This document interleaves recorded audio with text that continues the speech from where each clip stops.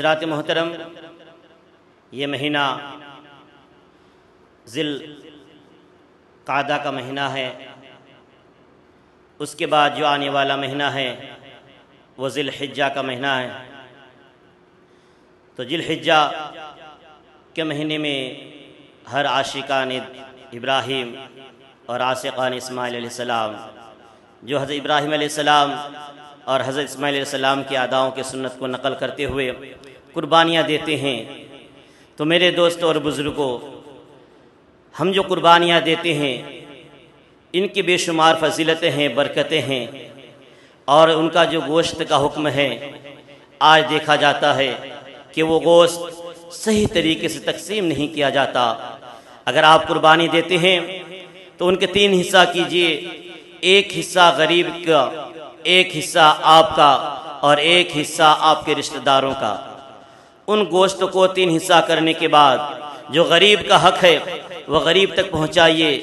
واقعہ اس طرح یوں ہے کہ ایک غریب انسان کے 3 بچے ہیں، کئی مہینوں سے وہ غریب مزدوری کر کے اپنے بچوں کی پرورش کرتا رہا، لیکن جب قربانی کا مہینہ قریب آیا تو بچوں نے باپ سے کہا، ابا جان یہ مہینہ قربانی کا مہینہ ہے، کئی مہینے ہو گئے ہمیں گوشت کھانے کو نصیب نہیں ہوا۔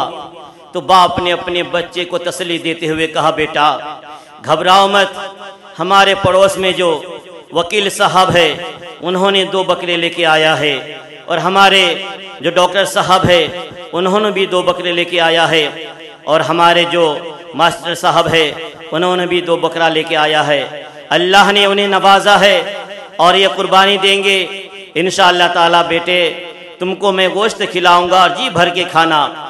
جب قربانی کا مہینہ، قربانی کی تاریخ قریب آتا گیا اور باپ بچے سب خوش ہیں کہ بچے کو میں گوشت کھلاؤں گا، کیونکہ باپ اتنا کمانے، اتنی اس کی حیثیت نہیں، اتنا اس کے پاس انکم نہیں، آمدنی نہیں کہ بچے کو گوشت کھلا سکے۔ قربانی کے بھروسے میں باپ نے اپنے بچے کو تسلی دیتے ہوئے کہا، بیٹا گھبراؤ مت، بچوں گھبراؤ مت، ان قریب میں تمہیں گوشت کھلاؤں گا۔ جب قربانی کی عید کی نماز پڑھ کے سب واپس آ گئے تو کوئی بھی ان کے گھر پہ گوشت لے کے نہیں گیا، اور جب بچوں نے کہا، ابا جان سب نے قربانی تو دے دیا لیکن ہمارے گھر میں کوئی گوشت لے کے نہیں آیا ہے، آخر کیا بات ہے؟ ابا جان آپ جائیے نا اور گوشت لے کے آئیے نا، ہمیں گوشت کھانے کا شوق ہے، کئی دن ہو گئے ہیں، کئی مہینے ہو گئے ہیں ہمیں گوشت دیکھنے کو نصیب ہی نہیں ہوا۔ باپ نے اپنے بچے کی بات سن کر آنکھوں میں آنسو کا سیلاب بہنے لگا۔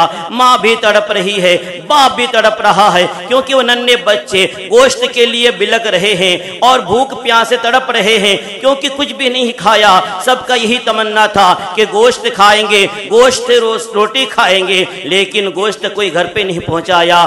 آخرکار بچے کی ضد پہ باپ نے ڈاکٹر صاحب کے گھر گیا اور کہا، ڈاکٹر صاحب آپ نے قربانیاں دی ہے، مجھے تھوڑا سا گوشت دے دیئے تاکہ میں اپنے بچے کو پکا کے کھلا سکوں۔ ڈاکٹر صاحب نے کہا بعد میں آنا۔ وہ مایوس باپ ڈاکٹر صاحب کے گھر سے واپس ہو لیتا ہے اور چلے جاتے ہیں وکیل صاحب کے گھر پہ۔ ان سے بھی کہا، وکیل صاحب آپ کے گھر میں میں آیا ہوں، تھوڑا سا گوشت دے دیجئے، میرے بچے گوشت کی طلب کر رہے ہیں، کئی مہینے ہو گیا ہے اسے گوشت کھانے کو نہیں ملا۔ وکیل صاحب نے کہا کہ ابھی تو تقسیم کر دیا، تم لیٹ آ گئے ہو، ہم نے تو تقسیم کر دیا، تھوڑا بہت بچا ہے جو ہم گھر والوں کے لیے رکھے ہیں۔ وہاں سے مایوس ہو کر کے یہ غریب باپ، یہ اداس باپ اپنے بچوں کی بات پہ، اپنے بچوں کی طرف دیکھ کر کے اپنی آنسو کو پوچھتے ہوئے چلے جاتے ہیں تیسرے گھر میں۔ جانے کے بعد اس سے بھی کہتے ہیں، بھائی جان آپ نے قربانی دی ہے، آپ کے گھر میں اگر گوشت ہے تو تھوڑا سا دے دیجئے، کیونکہ میرے بچے نے کئی مہینے سے گوشت نہیں کھایا ہے، آج طلب کر رہے ہیں، انہیں گوشت کھانا ہے۔ لیکن وہاں سے بھی اسے مایوسی ہو کر واپس ہونا پڑا۔ باپ مایوس ہوتا ہوا، اداس ہوتا ہوا، پاؤں لڑکھڑاتا ہوا، آنسو کو پہنچتا ہوا اپنے اپنے گھر کی طرف رواں دوا ہے۔ اب باپ سوچ رہا ہے کہ میں اپنے گھر پہ جا کر بچے کو کیا جواب دوں، بچے کو کون سا چہرہ دکھاؤں، کیوں میں نے بچوں سے وعدہ کر کے آیا تھا بیٹے گھبراؤ مت، میں گوشت لے کے آ رہا ہوں، لیکن گوشت نہ ملا۔ باپ کی اداسی دیکھ کر کے جیسے ہی باپ نے گھر کے دروازے پہ دہلیز ہوا، بچے دوڑتے ہوئے گئے کہ ابا جان نے گوشت لے کے آیا ہے، لیکن ماں بھی سبزیاں کاٹ کے تیار رکھی ہے، پیاز وغیرہ سب کاٹ کے تیار رکھی ہے۔ امی سے کہتی امی جان آپ جلدی تیار کیجئے، ابا جان گوشت لے کے آتے ہوں گے۔ جیسے ہی دروازہ باپ کھولتا ہے بچے دوڑتے ہوئے باپ کے پاس دوڑتے ہوئے جاتے ہیں، لیکن باپ اداس خالی ہاتھ جب آتے ہیں تو بچوں کی آنکھوں سے آنسو، باپ بھی رو رہا ہے، بچے بھی رو رہے ہیں، ماں بھی رو رہی ہے، کیونکہ وہ غریب باپ اپنے بچے کو تو گوشت کھلا نہیں سکا۔ بچے کو تسلی دیتے ہوئے کہا بیٹا گھبراؤ مت۔ باپ کی آنسو دیکھ کر کے بچے کہنے لگے ابا جان ہمیں بھوک نہیں ہے، ہمیں نہیں گوشت کھانا ہے، ہمیں گوشت نہیں کھانا ہے، ہمیں بھوک نہیں لگی ہے۔ باپ کی بچوں کی بات سن کے باپ کا سینہ پھٹا جا رہا تھا، زارو قطار رو رہا ہے، آنکھیں پونچھتے ہوئے باپ کی آنسو دیکھ کر کے اس کی بیوی بھی رونے لگی، میاں بیوی دونوں زارو قطار رونے لگے۔ بچے نے میاں بیوی ماں باپ کی رونا دیکھ کر کے ماں باپ کی تڑپ دیکھ کر کے بچے نے کہا امی جان ابا جان آپ گھبرائیے مت، ہمیں گوشت نہیں کھانا ہے، ہمیں بھوک نہیں لگی ہے۔ بچے اداس ہو کر کے اپنے کمرے میں چلے گئے اور ماں باپ اداس بیٹھے ہیں۔ کچھ دن کے بعد تھوڑی ہی دیر میں گاؤں کے شہر کے علاقے میں لائٹ چلی گئی اور جو ڈاکٹر صاحب وکیل صاحب اور جو بھی ماسٹر صاحب اپنے فریجر میں گوشت جمع کر کے رکھا تھا لائٹ چلی گئی۔ 3 دن تک لائٹ نہیں آئی اور جب 3 دن کے بعد لائٹ آئی وہ سارا گوشت خراب ہو چکا تھا۔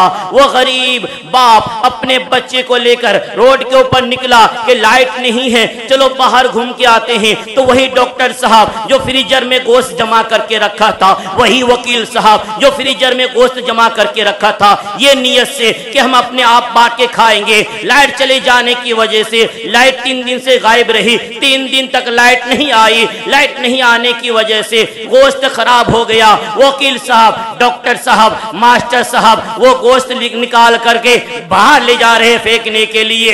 باپ کو دے باپ اور بیٹی بچے جب راستے میں گھوم رہے ہیں یہ دیکھ کر کے بچے نے کہا ابا جان کیا رب تعالیٰ نے ان کو قربانی دینے کا حکم یہی دیا ہے کہ قربانی کا گوشت کچرے میں ڈالا جائے، گندی جانور کو کھلایا جائے، یہ گوشت ان کا حق ہے یا ہم غریبوں کا حق ہے؟ اتنا سننا تھا وہ ڈاکٹر صاحب وکیل صاحب کے پاؤں کے تلے زمین کھسک گئی۔ میرے دوستوں اور بزرگوں کہنے کا مطلب کیا ہے کہ ہمیں چاہیے ہم قربانی دیتے ہیں تو قربانی کا جو تیسرا حصہ ہے وہ غریب کا حصہ ہے، ہمیں چاہیے کہ وہ حصہ ہم غریب تک ضرور پہنچائیں تاکہ ان کی دعا ہمیں لگ جائے گی۔ میرے دوستوں اور بزرگوں آج ہمارے معاشرے میں یہی ہو رہا ہے، ہم قربانی کا گوشت دیتے ہیں لیکن کس کو دیتے ہیں؟ مالدار کو دیتے ہیں، غریب کو چھوڑ دیتے ہیں، مالدار کو دیتے ہیں تاکہ وہ بھی ہمیں دے۔ میرے دوستوں اور بزرگوں گوشت کا قربانی کا مسئلہ ہے، قربانی کا مسئلہ یہ ہے کہ آپ ان کا 3 حصہ کیجئے، 1 حصہ آپ کے لیے،